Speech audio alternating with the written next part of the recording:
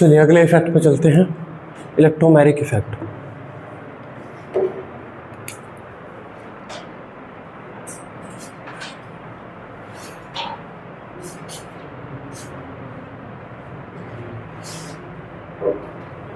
Electromeric effect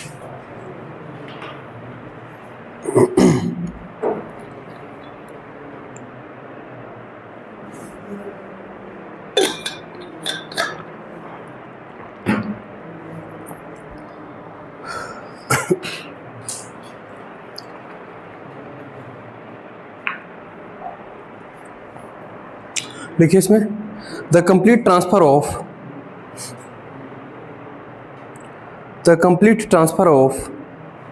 pi bond electrons, the complete transfer of pi bond electrons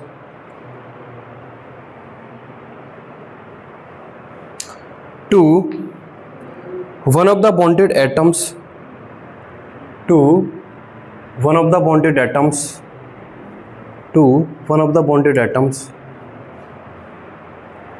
during the approach of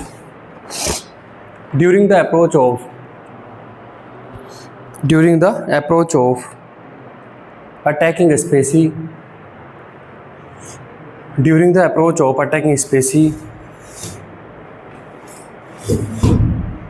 is called electromagnetic effect. It's called electromagnetic effect. ठीक है, it is of two types.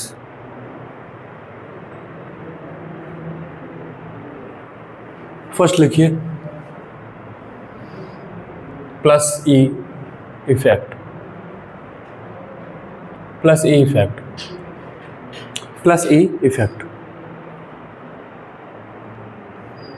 Effect. देखिए अभी लिखेंगे इसमें दो line.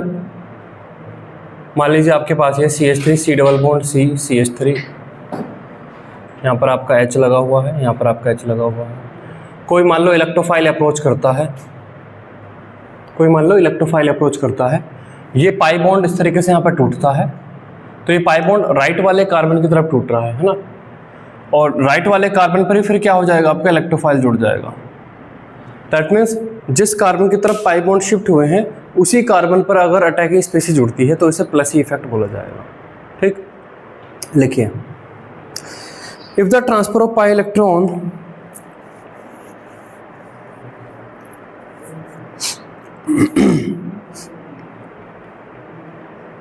if the transfer of pi electron is toward the atom, if the transfer of the pi electron is toward the atom at which the attacking species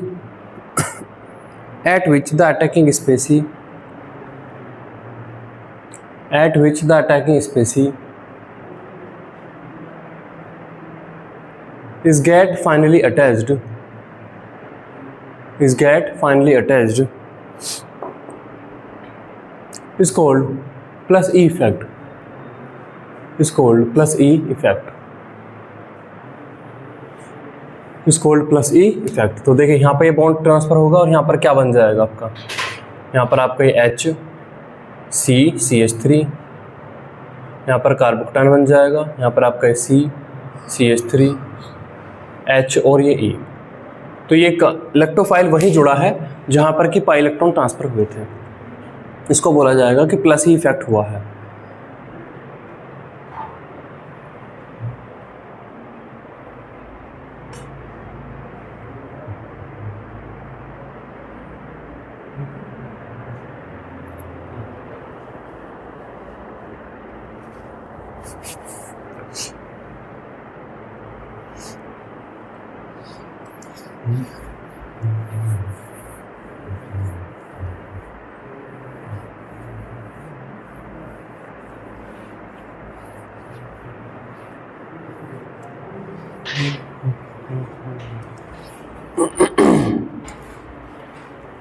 next चलिए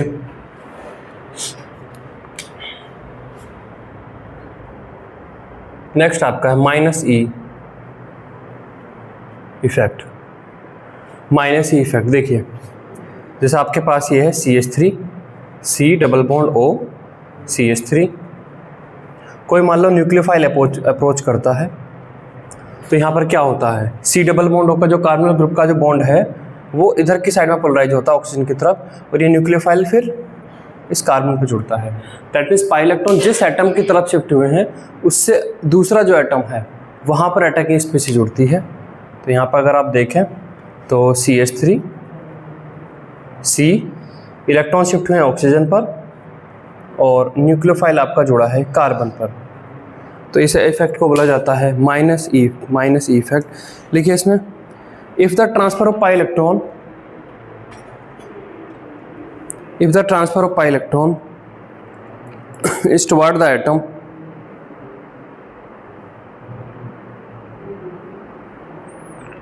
if the transfer of the pi electron is toward the atom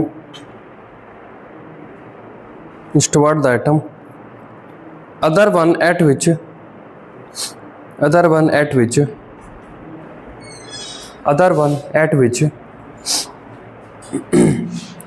the attacking species is get finally attached, other one at which the attacking species is get finally attached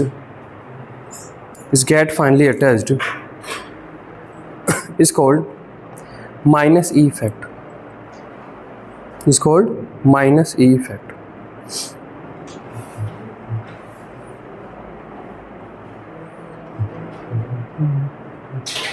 ये बनाइए।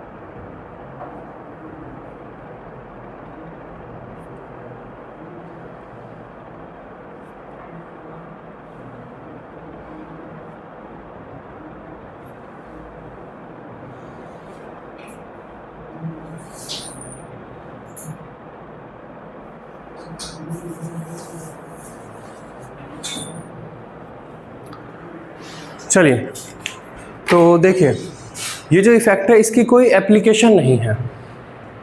ये नहीं है कि जैसे हमने पढ़ा था इंडक्टिव इफेक्ट की वजह से एसिडिक स्ट्रेंथ बढ़ गई, बेसिक स्ट्रेंथ घट गई, इस तरीके की कोई भी एप्लीकेशन नहीं है। आप इसे ऐसे मानिए कि एक आदमी है, कोई दुकान चलाता है, कोई कस्टमर आया, जैसे यहाँ पे अटैकिंग स्पीसीज आई, आपने कस्टमर को आओ भगत किया, हाँ जी पानी ले लो, बैठ जाओ, इस तरीके से।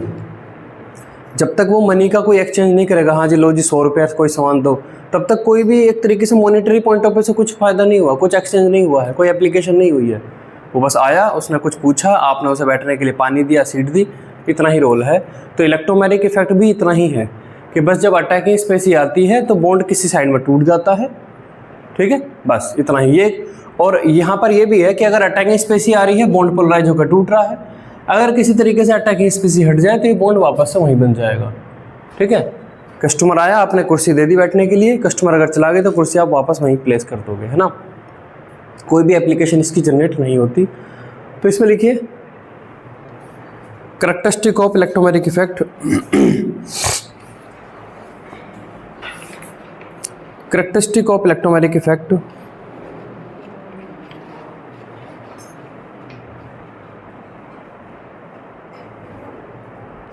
Characteristic of electromagnetic effect. इसमें लिखिए this effect is temporary, this effect is temporary,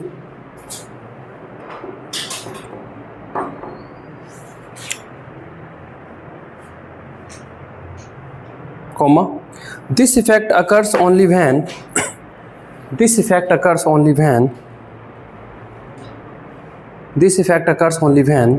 the attacking species approaches only when the attacking species approaches toward the double bond, toward the double bond.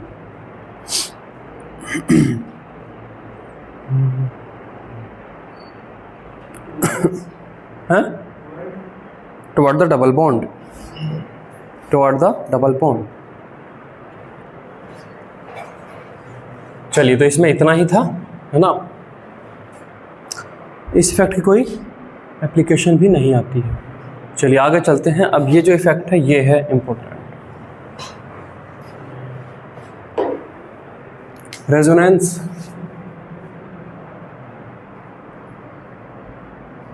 और मीसोमेरिक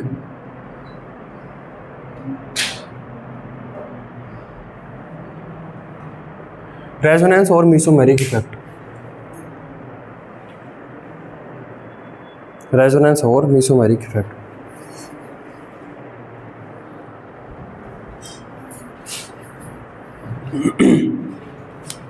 जैसे ये देखिए, रेजोनेंस का concept पैदा कहाँ से होता है, इसका जन्म होता कैसे है।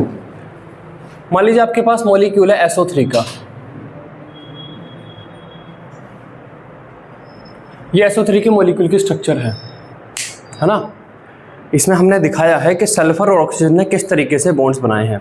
इन ऑक्सीजन को भी मैं नेमिंग असाइन कर सकता हूँ कि ऑक्सीजन नंबर 1 है, ये 2 है, ये 3 है ना। सल्फर तो एक ही है लेकिन ऑक्सीजन 3 है, तो यहाँ पर 1, यहाँ पर 2, यहाँ पर 3, 3 एटम है, 3 एटम की अपनी अपनी आइडेंटिटी है, तो मैंने इनको 1 2 3 असाइन कर दिया। क्या SO3 मॉलिक्यूल की इसके अलावा भी कोई और स्ट्रक्चर बन सकती है? हाँ या ना बोलिए, चुप नहीं रहिए, हाँ बनाइए, तो दिखाइए। SO3 मॉलिक्यूल की दूसरी स्ट्रक्चर बना के दिखाइए।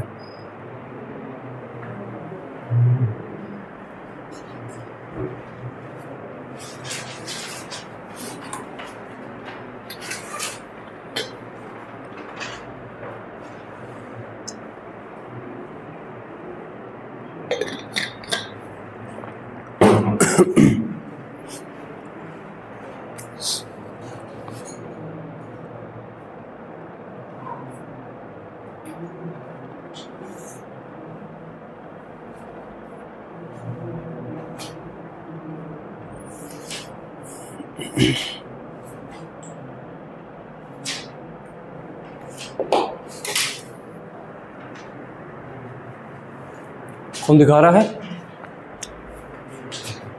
कौन दिखा रहा है? दिखाइए। ये क्या किया? ये कुछ भी थोड़ा ना कर दोगे। बॉन्ड को तुमने करके O- कर दिया, सल्फर पे 2 प्लस के आ गए। क्यों होगा ऐसा? ऐसा होगा क्यों? बनाने के लिए नहीं, मतलब क्या उसका कुछ एग्जिस्टेंस है? क्या वो 1% भी उसका एग्जिस्टेंस है, वो एग्जिस्ट कर पाएगी? बनाने के लिए तो फिर हम ऐसा ना कर दें कि सल्फर को ऐसे, हम ऐसा कर दें कि सल्फर को सारे बॉन्ड तोड़ दें, सल्फर में +6 दिखा दें, ऑक्सीजन पे सब पे -2 -2 -2, तो फिर तो ऐसा भी होगा। मैं कह रहा हूं कि SO3 मॉलिक्यूल की स्ट्रक्चर, क्या कोई और भी स्ट्रक्चर इसकी पॉसिबल है? NH3 मॉलिक्यूल है, मान लो, और दूसरा एग्जांपल है NH3 मॉलिक्यूल है ना, NHH। नाइट्रोजन के पास 5 इलेक्ट्रॉन थे, एक उसके पास लोन पेयर और 3 उसने बॉन्डिंग बनाने के लिए हाइड्रोजन के साथ यूज करे। ये NH3 की स्ट्रक्चर है। क्या आप NH3 की इसके अलावा भी कोई और स्ट्रक्चर मुझे बना कर दिखा सकते हैं कि हाँ जी ये भी हो सकती है? यहाँ पर भी 3 हाइड्रोजन है, तीनों हाइड्रोजन को मैं 1 2 3 असाइन कर सकता हूँ कि हाइड्रोजन नंबर 1 के साथ एक बॉन्ड है, हाइड्रोजन नंबर 2 के साथ फलाने बॉन्ड है, हाइड्रोजन नंबर 3 के साथ 3 ऐसा बॉन्ड है। क्या और कोई भी स्ट्रक्चर आप बना सकते हैं? नहीं। चलिए, इनकी केवल यही स्ट्रक्चर पॉसिबल है, only 1 structure is possible. Same चीज यहां पर आ जाएगी, ओनली 1 स्ट्रक्चर इज पॉसिबल। अब देखिए carbonate ion CO3 2- carbonate ion यहां पर है, ठीक है। C double bond O, O-, O-, ये कार्बोनेट आयन के स्ट्रक्चर है। यहाँ पर मैं ऑक्सीजन को अगेन 1 2 3 ये असाइन कर देता हूँ। क्या कार्बोनेट आयन की इसके अलावा भी स्ट्रक्चर पॉसिबल है?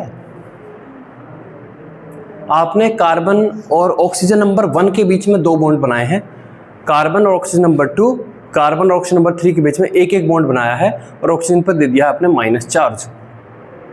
ये कार्बोनेटाइन की एक स्ट्रक्चर है।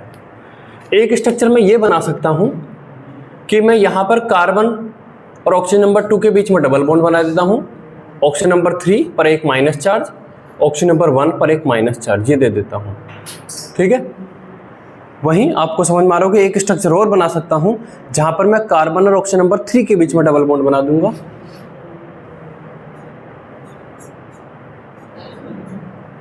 ये मैं यहां पर बना दूंगा। इसकी 3 स्ट्रक्चर बन पा रही हैं। रेजोनेंस के कॉन्सेप्ट का जन्म तभी हो जाता है जब ये चीज़ हमें देखने को मिलती है, जब किसी मॉलिक्यूल की एक से ज़्यादा स्ट्रक्चर पॉसिबल हो तो वहाँ पर मॉलिक्यूल में रेजोनेंस का कॉन्सेप्ट है। अब रेजोनेंस से होता क्या है वो चीज़ हम आगे देखेंगे, लेकिन सबसे पहली चीज़ कि रेजोनेंस कहाँ पर हमें देखने को मिलेगा। जहाँ पर भी किसी एक मॉलिक्यूल की एक से ज़्यादा स्ट्रक्चर पॉसिबल हैं वहाँ पर रेजोनेंस देखने को मिलेगा। ठीक है, जैसे फिल्में नहीं बनती थी, जैसे कि एक ही हीरो है, ठीक है, एक अलग टाइप की फिल्म बनेगी, लेकिन जब भी फिल्म में कोई हीरो को कोई जुड़वा होता था तो फिल्म का पूरा जो बैकग्राउंड है, प्लॉटिंग है, वो बदल जाती थी, है ना। किसी मतलब 2 जुड़वा में से किसी एक ने कुछ किया लेकिन पिटाई दूसरे को हो रही। तो ऐसी चीज़ें कब देखने को मिलती थी? जब उस हीरो का या एक्टर का एक दूसरा जुड़वा भाई भी एग्जिस्ट कर रहा, तभी तो ऐसी प्लॉटिंग देखने को मिलती थी। जब एक ही आदमी एग्जिस्ट कर रहा तब तो ऐसी कुछ कहानी, कुछ भी प्लॉट नहीं लिखा जाता था।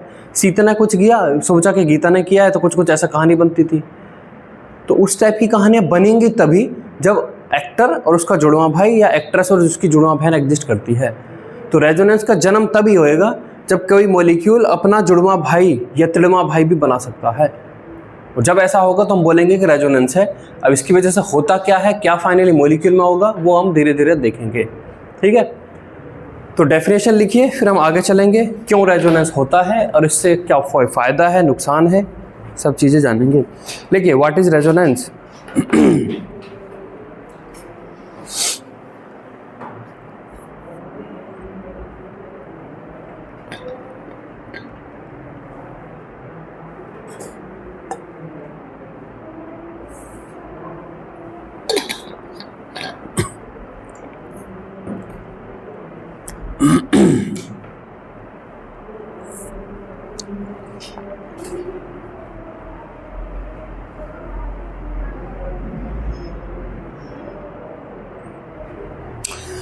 देखिए, sometimes a molecule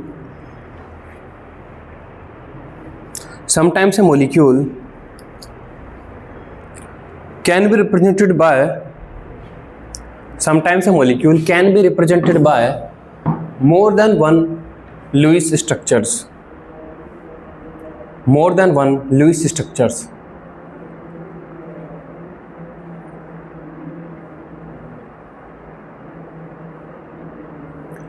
In this case,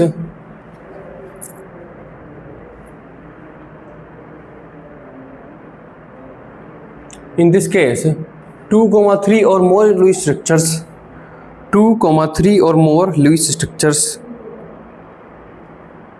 2,3 or more Lewis structures are drawn for that molecule. Full stop. The real structure lies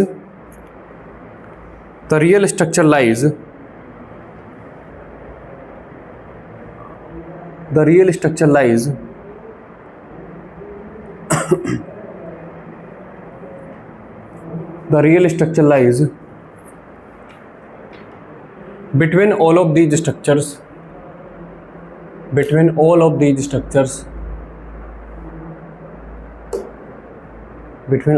structures. Full stop. Such a molecule is said to exhibit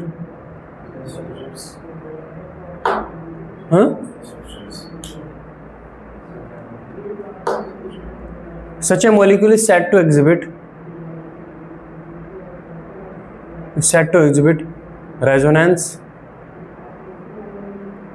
or mesomerism.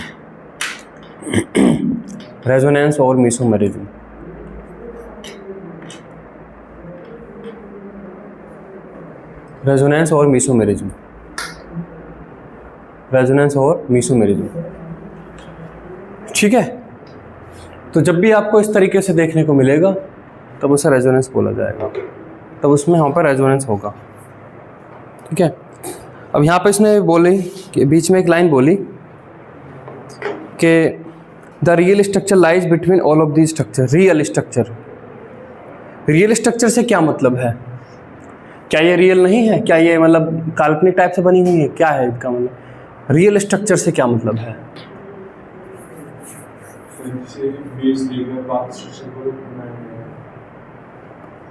नहीं, जिसके basis पे हम सारी property molecule की explain कर सकें। जैसे आप इसकी स्ट्रक्चर नंबर 1 देखिए, ये स्ट्रक्चर नंबर 1 है,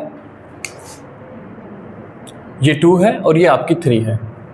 अगर आप स्ट्रक्चर नंबर 1 पे फोकस करते हैं कि ये स्ट्रक्चर मुझे सही लग रही है, तो कार्बन और ऑक्सीजन नंबर 1 के बीच की जो बॉन्ड लेंथ है छोटी आएगी, क्योंकि 2 बॉन्ड दिख रहे हैं उसमें। कार्बन 2 और कार्बन 3 के बीच की बॉन्ड लेंथ सेम आएगी आपस में, और कार्बन 1 और कार्बन और ऑक्सीजन 1 से लंबी आएगी। और एक्चुअल मॉलिक्यूल में क्या है? इनमें से आप किसी भी एक स्ट्रक्चर को अगर सही मानते हैं कि मैं स्ट्रक्चर नंबर 1 को सही मानता हूं, कोई कहता है कि मैं 2 को सही मानता हूं, कोई कहता है मैं 3 को सही मानता हूं, तो वहां पर कोई ना 3 में से कोई ना कोई एक बॉन्ड छोटा आएगा, ये आएगा। ठीक है, अगर तुम कहते हो कि मैं ऑक्सीजन नंबर 1 स्ट्रक्चर 1 मेरी पसंदीदा है, तो कार्बन और ऑक्सीजन नंबर 1 की बॉन्ड लेंथ छोटी आएगी बाकी 2 से। कोई कहता है दूसरी वाले तो कार्बन और ऑक्सीजन नंबर 2 की बॉन्ड लेंथ छोटी आएगी, और कोई कहता है स्ट्रक्चर नंबर 3 मेरी है तो कार्बन ऑक्सीजन नंबर 3 की बॉन्ड लेंथ छोटी आएगी। लेकिन एक्चुअल में क्या है? एक्चुअल में all carbon oxygen bond length are equal. Actual में क्या है? एक्चुअल में है all carbon oxygen bond length are equal. तो कार्बन ऑक्सीजन की सारी बॉन्ड लेंथ इक्वल है। ऐसी प्रॉपर्टी दिखाती हुई स्ट्रक्चर कहां है? इन तीनों में कौन सी है? इसका मतलब जो स्ट्रक्चर एक्चुअली में आपको रिप्रेजेंट कर रही हो कि देखो कार्बन ऑक्सीजन के बीच की बॉन्ड लेंथ इक्वल दिख रही है, वो स्ट्रक्चर तो इन तीनों में से कोई सी नहीं है, वही स्ट्रक्चर रियल है। ये सबके तीनों स्ट्रक्चर इमेजिनरी हैं, ये तीनों के तीनों स्ट्रक्चर इमेजिनरी हैं, और जो वो वाली स्ट्रक्चर है वही रियल स्ट्रक्चर है। तो वो कहता है कि वो रियल स्ट्रक्चर आप नहीं बना सकते, क्योंकि हम जो रियल स्ट्रक्चर बनाते हैं वो इलेक्ट्रॉन को एक सिंगल एंटिटी मानते हुए बनाते हैं कि ये इलेक्ट्रॉन है, ये इलेक्ट्रॉन है, कार्बन का एक इलेक्ट्रॉन, ऑक्सीजन का इलेक्ट्रॉन, इन दोनों ने बॉन्ड यहाँ पे बनाया है। अब इलेक्ट्रॉन को मैं आधा आधा नहीं तोड़ सकता, है ना। अगर मैं देखूं एक तरीके से क्वांटम पॉइंट ऑफ व्यू से ना देखूं, क्योंकि लिस्ट स्ट्रक्चर तो हम इस डिस्क्रीट उससे बनाते हैं कि या तो इलेक्ट्रॉन यहाँ है या यहाँ नहीं है, हम तो इस उससे बनाते हैं। तो आप किसी भी तरीके से ये स्ट्रक्चर नहीं बना सकते कि जिसमें कि ऐसी स्ट्रक्चर बन जाए जिसमें कि कार्बन ऑक्सीजन के बीच की बॉन्ड लेंथ सेम आ जाए। आप नहीं बना सकते, नहीं बना सकते, तो इसलिए वो कह रहा है कि रियल स्ट्रक्चर आप इसकी पेपर पर नहीं बना सकते। तो हम उसे रियल स्ट्रक्चर को कैसे समझेंगे, इसकी तरफ भी आगे हम इशारा करेंगे, है ना। चलिए, वाई रेजोनेंस अकर्स, ये ऐसा होता ही क्यों है? हम ऐसा क्यों नहीं मान लेते कि स्ट्रक्चर यही बन जाती? एक्चुअली में वास्तविकता में कार्बोनेट आयन में एक बॉन्ड छोटा होता, 2 बॉन्ड लंबे होते। ऐसा क्यों नहीं हो गया? हजारों मॉलिक्यूल एग्जिस्ट करते हैं ना, हम बहुत जगह पर देखते हैं। जैसे आप पूछो PCl5, क्या PCl5 में फास्फोरस और क्लोरीन के 5 बॉन्ड सेम लेंथ के हैं? नहीं होते। जो एक्सेल वाले हैं वो लंबे होते हैं, इक्वेटर वाले छोटे होते हैं। तो ऐसे यहाँ पर हो जाता, ऐसा ही यहाँ पर हो जाता कि एक कार्बन ऑक्सीजन का बीच का बॉन्ड लेंथ छोटा है और बाकी 2 लंबे हैं। इसमें क्या समस्या थी? इसमें क्या समस्या पैदा हो रही थी? मतलब ऐसा हुआ ही क्यों? रेजोनेंस का जन्म ही क्यों हुआ, है ना। तो लिखिए, एक हेडिंग डालिए, why resonance occurs. Why resonance occurs, why resonance occurs, है ना। तो यहां पर देखिए, कार्बन कार्बन और कार्बन, है ना, हम बात कर रहे हैं इसकी,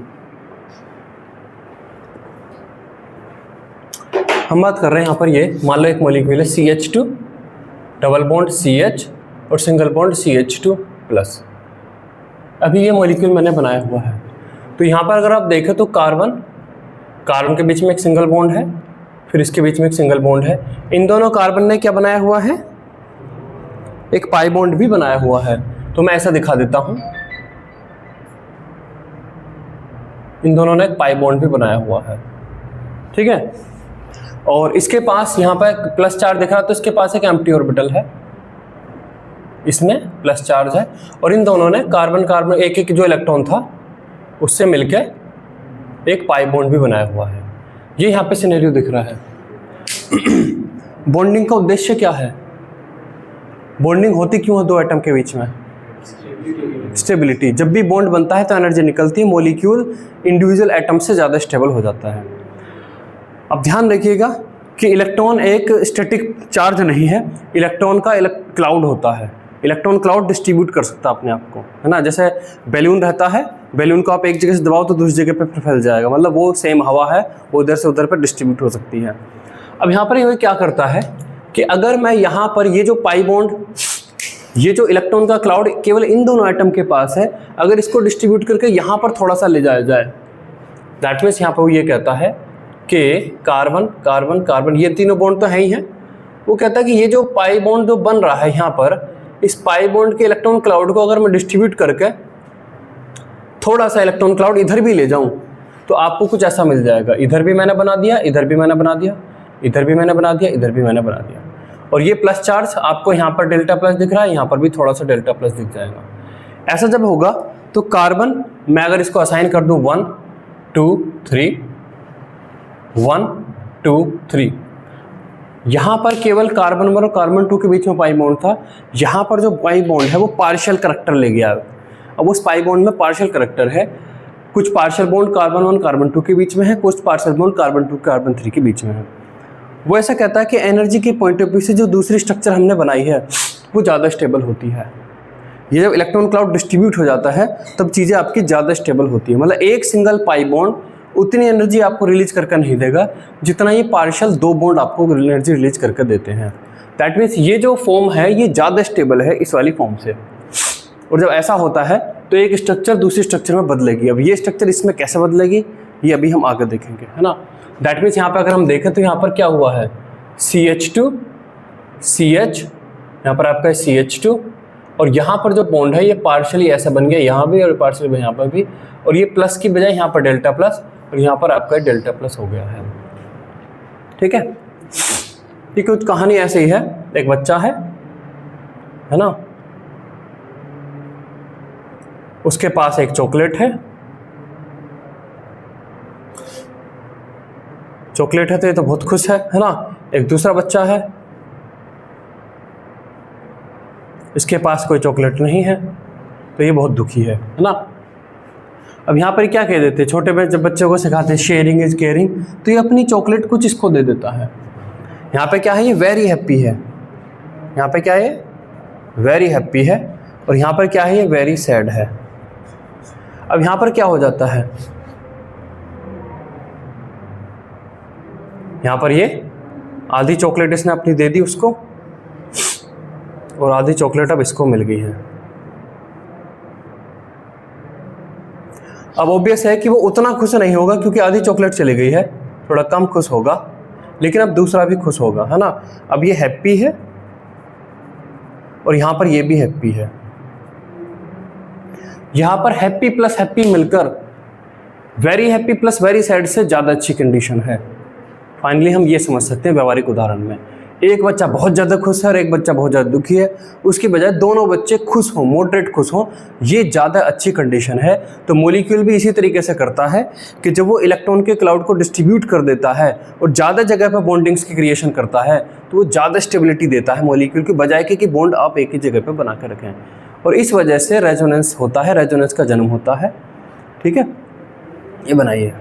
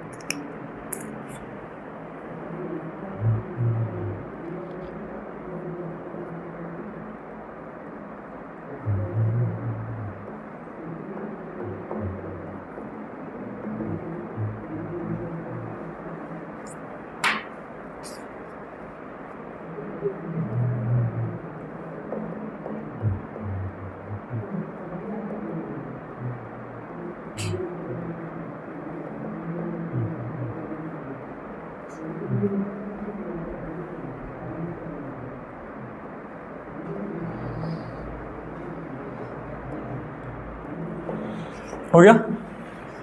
चलिए वर्डिंग डालिए। The difference between A resonance contributor, the difference between A resonance contributor, A resonance contributor and resonance hybrid, the difference between A resonance contributor and resonance hybrid. देखिए बेंजीन का हम बात करते हैं। बेंजीन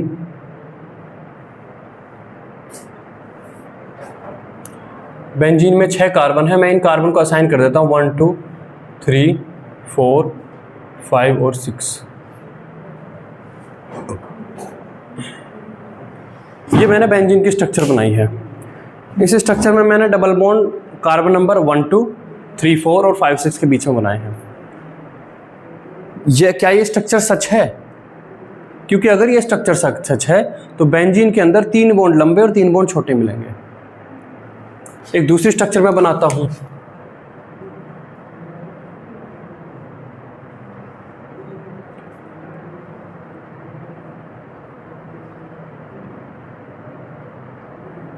क्या ये दूसरी वाली स्ट्रक्चर सच है?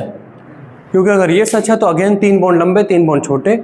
अब यहाँ पर जो लंबे बॉन्ड है वो 1 2 3 4 और 5 6 हो जाएंगे और छोटे वाले 2 3 4 5 और 1 6 हो जाएंगे। ना ये सच है ना ये सच है। सच क्या है? वो कहता है कि सच जो है इन दोनों के बीच में छिपा हुआ है। सच कहता है कि यहाँ पर जो भी आपने बॉन्ड पूरी तरीके से बनाया है ना वे पार्शियल्स हैं। यहाँ पर आपने कंप्लीट बॉन्ड बनाया है डबल, यहाँ पर सिंगल, तो लेकिन एक्चुअल में 1 और 2 के बीच में ना तो डबल है ना सिंगल, उसके बीच में है पार्शियल। दैट मीन्स पार्शियल को हम बनाने के लिए इस तरीके से बना देते हैं। इसलिए बेंजीन के बीच में कई बार वो सर्कल टाइप से बना देते हैं। ये एक तरीके से एक्चुअल स्ट्रक्चर है ना। बस ये है कि हम इसको एग्जैक्ट प्लॉटिंग, क्योंकि हम यहाँ पर डैश में क्या दिखा रहे हैं इलेक्ट्रॉन कहाँ है वो उस टाइप से नहीं कर सकते, लेकिन एक्चुअल स्ट्रक्चर आपकी ये है। तो ये क्या है? ये रेजोनेंस कॉन्ट्रीब्यूटर है। रेजोनेंस कॉन्ट्रीब्यूटर है ना, या रेजोनेटिंग स्ट्रक्चर,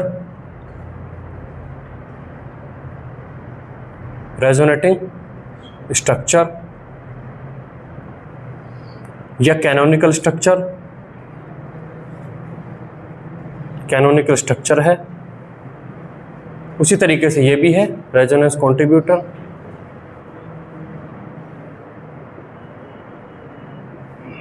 और ये इसके एक तरीके से एक्चुअल स्ट्रक्चर है। इन दोनों के बीच में ये साइन दिखाते हैं, ये वाला साइन दिखाते हैं। इस साइन का मतलब ये नहीं कि ये इससे इसमें बदल जा रहा है, ये इससे इसमें बदल जा रहा है। कई बार बच्चे इसमें क्या कन्फ्यूजन पाल लेते हैं कि रेजोनेंस में क्या है, एक स्ट्रक्चर बहुत तेज़ी से दूसरे में बदल रही है, दूसरी पहले में बदल रही है, पहली दूसरे में। ऐसा कुछ नहीं है यहाँ पर। ऐसा कुछ नहीं है कि पंखे के 3 ब्लेड हैं बहुत तेज़ी से घूम रहे हैं। घूमने टाइप का कोई कॉन्सेप्ट यहाँ पर नहीं है ना।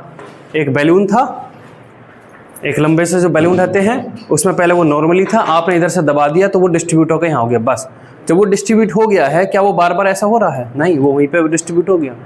तो इलेक्ट्रॉन उसने देखा मॉलिक्यूल ने कि अगर मैं इलेक्ट्रॉन क्लाउड को यहाँ डिस्ट्रीब्यूट करता हूँ तो ज़्यादा स्टेबल बनता है, तो डिस्ट्रीब्यूट करता है, बस सेटल, सब कुछ सेटल डाउन।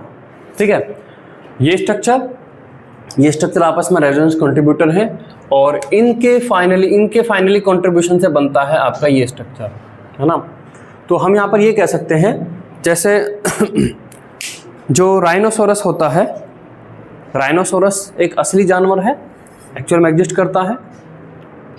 जो यूनिकॉर्न होता है, यूनिकॉर्न पता है, एक काल्पनिक घोड़ा जिसके सर पर सींग है, एक सींग है, यूनिकॉर्न उसे बोलते हैं। क्या यूनिकॉर्न एग्जिस्ट करता है?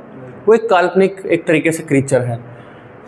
ये ड्रैगन, जो ड्रैगन होते हैं चाइनीज संस्कृति में, जो है ड्रैगन जो मुंह से आग फेंकते हैं, क्या वो रियल एग्जिस्ट करता है? वो भी एक मिथिकल एक तरीके से वो है। मान लो पहली वाली जो स्ट्रक्चर है वो आपकी यूनिकॉर्न है, यूनिकॉर्न है, ये आपका ड्रैगन है। ये दोनों के दोनों ही काल्पनिक हैं, ये दोनों के दोनों काल्पनिक हैं और इनके कॉम्बिनेशन से बनता राइनोसेरोस, है ना, RHINO, राइनोसेरोस। तो कुछ ये है ना। जो भी रेजोनेंस कंट्रीब्यूटर है, रेजोनेंस स्ट्रक्चर है, ये काल्पनिक है, ये भी काल्पनिक है, ये भी काल्पनिक, ना इसका कोई अस्तित्व है ना इसका कोई अस्तित्व। इन दोनों के कंबाइंड इफेक्ट से जो फाइनली बनती है वो रेजोनेंस हाइब्रिड है, और वही है जो फाइनली आपकी मॉलिक्यूल की सारी प्रॉपर्टी को दिखाएगी। ये आपकी है रेजोनेंस हाइब्रिड, इसको बोलते हैं रेजोनेंस हाइब्रिड, रेजोनेंस हाइब्रिड। ठीक है, तो ये रिलेशन है रेजोनेंस कंट्रीब्यूटर में और रेजोनेंस हाइब्रिड में। ठीक है, ये बनाइए।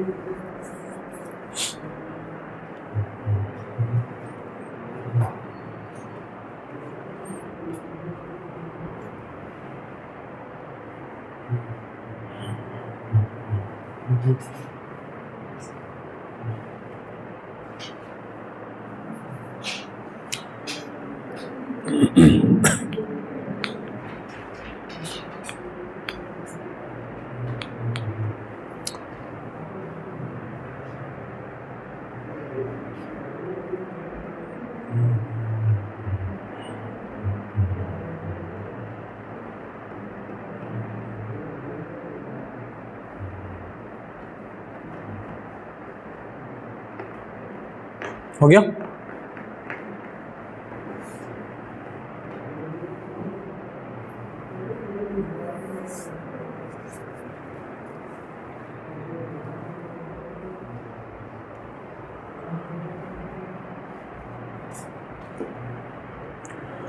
चलिए हेडिंग डालिए, property of resonance contributors, property of resonance contributors, property of resonance contributor. देखिए कार्बोनेट आयन का मैं यहाँ पे एग्जांपल लेता हूँ, C double bond O minus O minus. देखिए एक ये रेजोनेंस कंट्रीब्यूटर है ना, या रेजोनेटिंग स्ट्रक्चर RS1 इसे मैं बोल देता हूँ, ये RS1 है।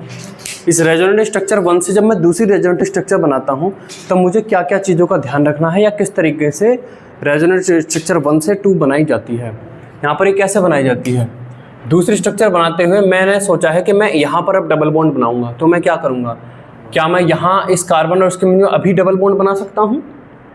नहीं, क्योंकि कार्बन के पास कोई एम्प्टी ऑर्बिटल नहीं है। ऑक्सीजन के पास तो इलेक्ट्रॉन है, लेकिन कार्बन के पास एम्प्टी ऑर्बिटल होना चाहिए डबल बॉन्ड के बनने के लिए।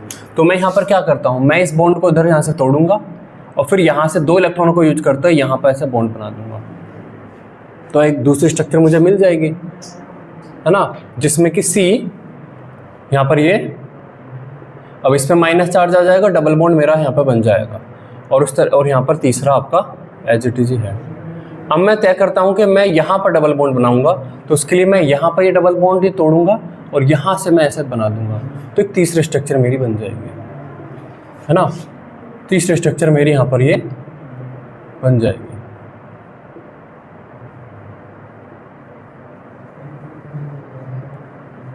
इस तरीके से स्ट्रक्चर बनती हैं।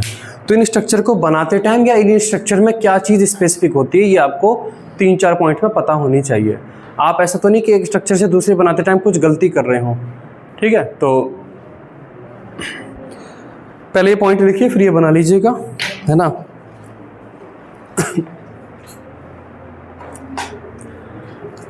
देखिए, जब भी हमने एक रेजोनेंट स्ट्रक्चर से दूसरी बनाई है तो हमने क्या मूव किया है, इलेक्ट्रॉन या atom?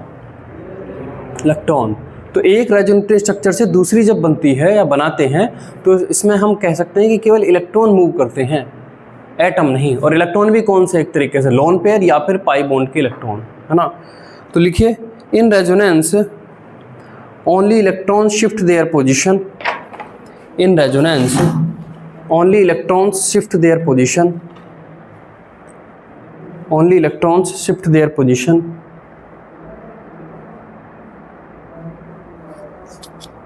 not the atoms, not the atoms, not the atoms.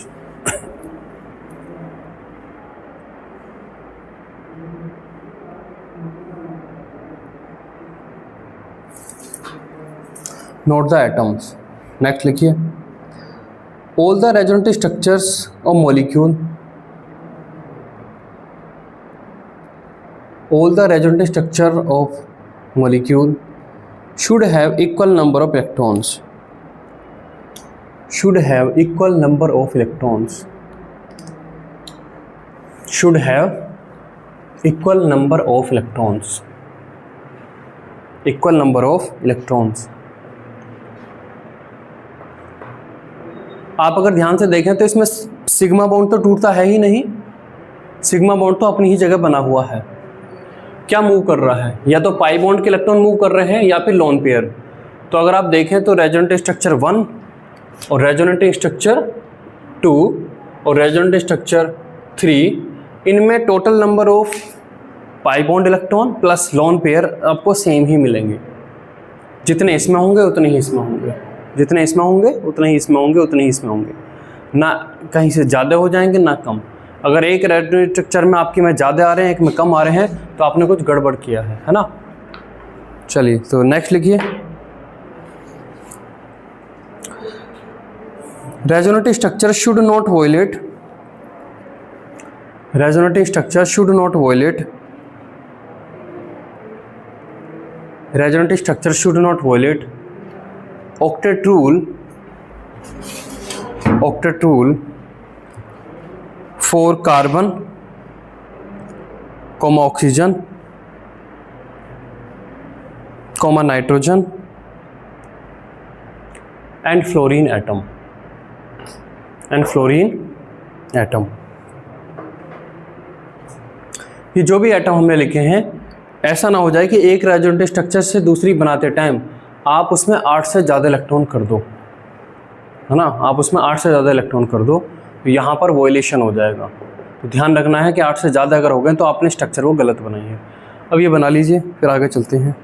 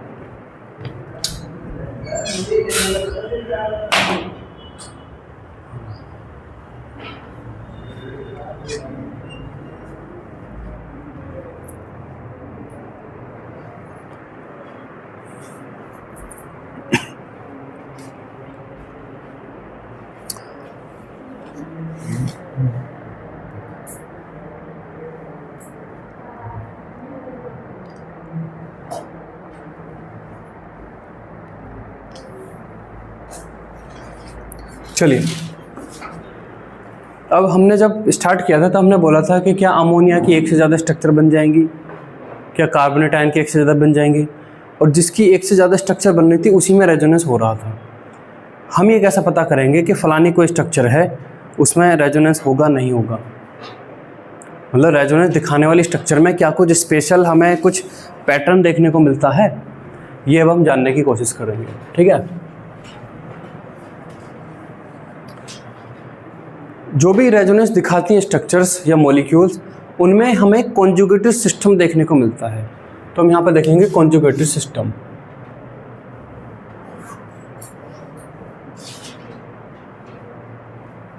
Conjugate system 6 type के कॉन्जुगेट सिस्टम आपको देखने को मिलेंगे। अगर 6 में से कोई भी वहाँ पे पॉसिबल है तो वो मॉलिक्यूल रेजोनेंस दिखाएगा, है ना। पहला सिस्टम देखिए, पाई बॉन्ड अल्टरनेट पाई बॉन्ड, है ना। पाई bond alternate pi bond,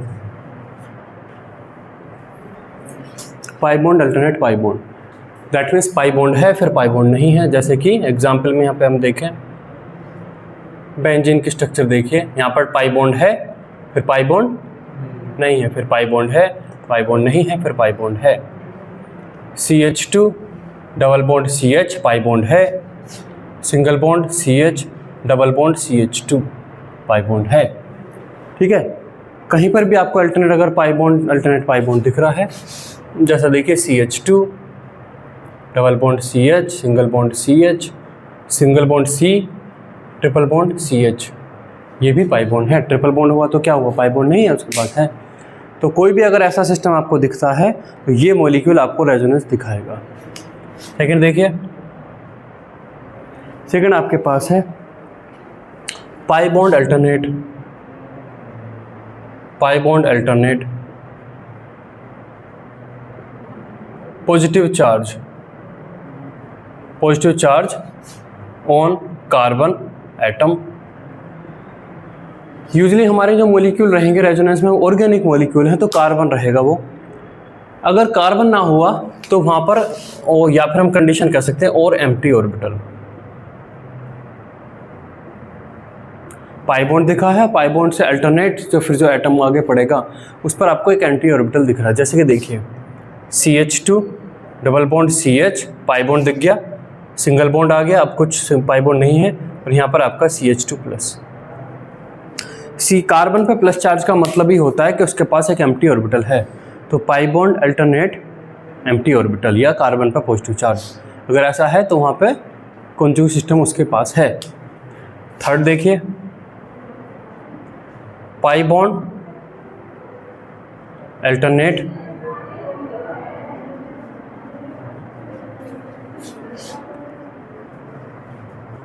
negative charge on carbon atom, है ना।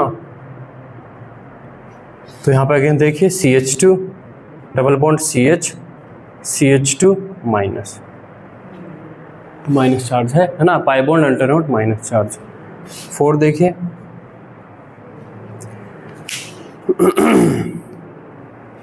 पाई bond alternate lone pair of atom, pi bond alternate lone pair on atom, lone pair atom CH2 double bond CH OH, pi bond, फिर alternate single bond है, फिर अगला जो atom है उसके पास lone pair of electron मौजूद है। ठीक है, पाई बॉन्ड, अल्टरनेट, रेडिकल है ना, on atom, CH2 double bond CH CH2, इसके पास एक इलेक्ट्रॉन, दैट मीन इसके पास फ्री रेडिकल यहाँ पे मौजूद है। ठीक है, और नेक्स्ट आपके पास है lone pair and empty orbital on adjacent atom. जैसे यहाँ पे देखिए CH2OH, इसके पास एम्प्टी ऑर्बिटल है और उसके जुड़े हुए एटम के पास लोन पेयर ऑफ इलेक्ट्रॉन है। ये 6 केस हमें दिखाई पड़ते हैं, है ना। अगर इन 6 में से कोई भी केस आपको दिखाई पड़ रहा है, जैसे यहाँ पर देखिए, अगर आप देखें एग्जाम्पल के लिए, हमने यहाँ पे देखा था कार्बोनेट आयन CO3 CO3 की अगर मैं एक स्ट्रक्चर बनाता हूँ, एक स्ट्रक्चर तो आपको बनाकर देखनी पड़ेगी, डायरेक्ट ऐसे तो पता नहीं चलेगा, स्ट्रक्चर आपको बनाकर देखनी पड़ेगी।